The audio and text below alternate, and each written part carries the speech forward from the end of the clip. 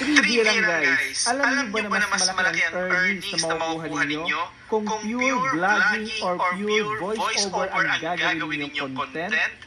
Kumpara sa gagamit kayo ng trending na music or yung mga viral na audio. At ito po ang example.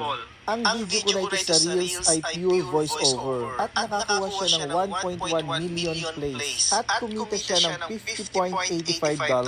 At ito naman ang example na gumamit ng trending na music. Galing ito kay Ma'am Maggie na kasamahan natin na content creator din. Ang video na ito ay nakakuha ng 2.7 million plays at kumita ng $37.13.